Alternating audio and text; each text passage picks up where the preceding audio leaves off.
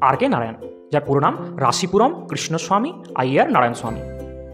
ভারতবর্ষের যে সমস্ত লেখক ইংরেজি সাহিত্যে তাদের গুরুত্বপূর্ণ অবদান রেখেছিলেন, আর কে নারায়ণ হচ্ছে তাদের মধ্যে অন্যতম।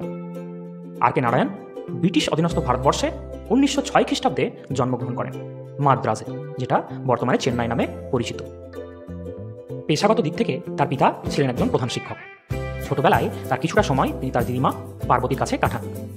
তখন তার খেলার সঙ্গী বা বন্ধু ছিল একটা ময়ূর এবং একটা বানর। তার দিদিমার কাছ থেকে তিনি শাস্ত্রীয় সঙ্গীত, পুরাণ, সংস্কৃত এবং পাটিগণিত শিক্ষা লাভ করেন। যে সমস্ত লেখাগুলির মধ্যে দিয়ে তিনি জনপ্রিয়তা লাভ করেছিলেন সেগুলি হলো Malgudi days, the man eater of Malgudi এবং স্বামী অ্যান্ড হিজ ফ্রেন্ডস। 1964 খ্রিস্টাব্দে তিনি পদ্মভূষণ পুরস্কার লাভ করেন। 2001 সালে এই প্রসিদ্ধ লেখক চেন্নাইয়ে তার শেষ নিঃশ্বাস ত্যাগ করেন।